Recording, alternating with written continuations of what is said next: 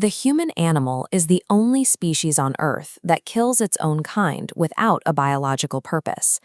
To understand why this happens, we must look inward, past our biological programming, and into the architecture of the mind itself. We have to map how human behavior severely deviates from its natural, cooperative baseline into extremes of violence and cruelty. This graph illustrates the time-distance problem. The horizontal axis measures time.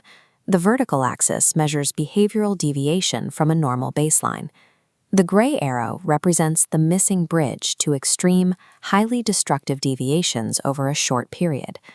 If we can identify the psychological mechanism that builds this bridge, we can map exactly how the darkest, most sadistic parts of human potential are engineered. To find that mechanism, we have to establish a strict boundary between animal instinct and human cruelty, an absolute distinction drawn by psychoanalyst Erich Fromm. When a mammal's vital interests are threatened, it reacts with what Fromm defined as benign aggression. This is a phylogenetically programmed, biologically adaptive defense mechanism. It exists solely to ensure survival. Malignant aggression, destructiveness, and cruelty operates entirely differently. It is specific to the human species and is biologically non-adaptive. It serves no survival purpose whatsoever. Instead, the act of destroying is its own psychological reward. Because this cruelty lacks a biological function, it cannot be written off as a leftover instinct inherited from our primate ancestors. Fromm concluded that malignant aggression is a uniquely human passion. It is an emergent behavior born out of highly specific social and cultural conditions. Human cruelty is not a genetic glitch. It is a measurable byproduct of structural psychological collapse, driven by what Fromm termed unlived life. To understand how the psyche collapses, we first need to look at its healthy structure. Ancient mystery schools and esoteric thinkers like Rudolf Steiner mapped consciousness not as an abstract concept, but as a rigid dimensional architecture. According to Steiner, the first dimension of the soul is the will. The will operates in three-dimensional space. It is our direct, physical engagement with the external world. The second dimension is feeling. Feeling does not reach out into physical space. Instead, it operates as a two-dimensional plane intersecting the body. It acts as a shadow canvas, painted by our symmetrical experiences. Feeling acts as a mediator.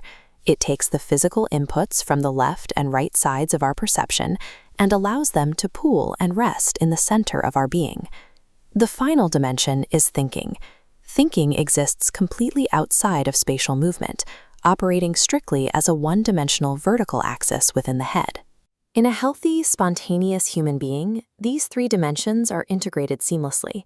Thought flows into feeling, and feeling flows into physical action, allowing the reality of the external world to process through the individual without friction.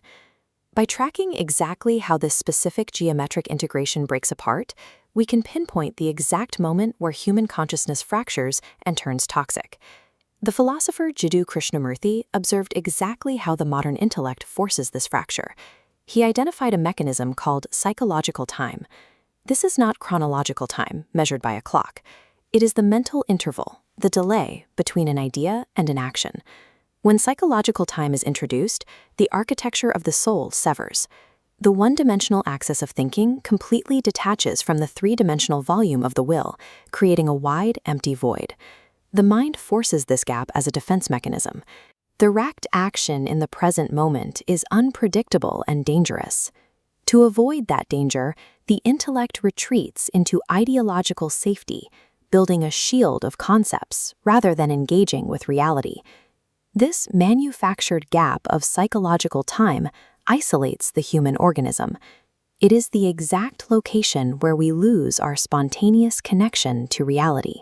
Erich Fromm observed what happens to a person trapped inside this gap. They experience a profound sense of isolation and vital powerlessness.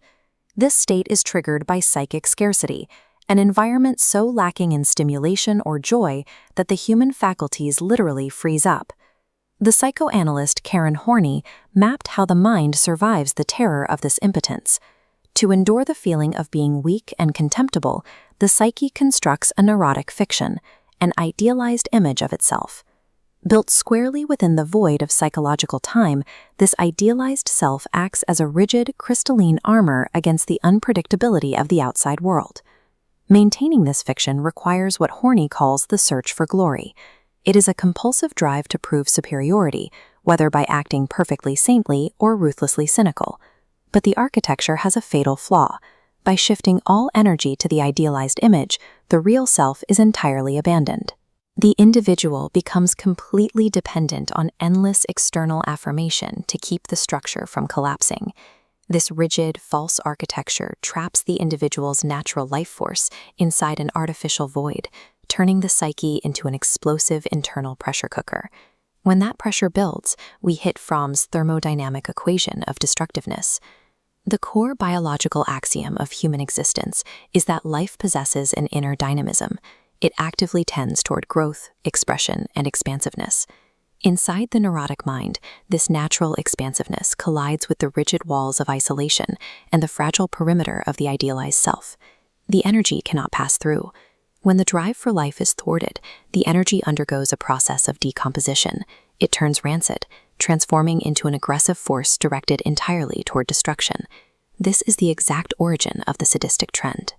It is a desperate mechanism for the powerless individual to overcome their complete aloneness by exerting absolute destructive control over others.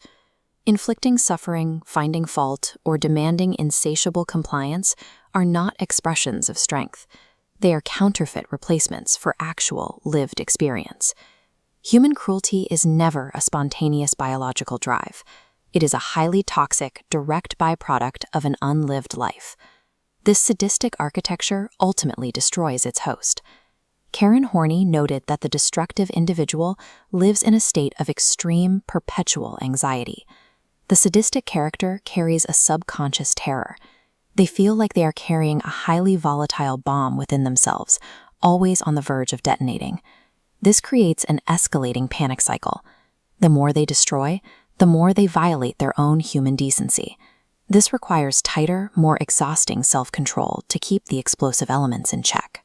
Ancient mystery schools taught that returning to health required a terrifying initiation, facing the cosmos entirely without the heavy armor of the intellect or the idealized image. There is no compromise with malignant destructiveness. The only cure is the complete and total dismantling of the fictional self. The ultimate solution requires collapsing Krishnamurti's psychological time. The delay must be erased, forcing ideological concepts back into immediate, spontaneous action. When the fiction shatters, the geometry of the soul reintegrates. The one-dimensional axis of thought locks directly back into the three-dimensional will, restoring the natural flow of life energy.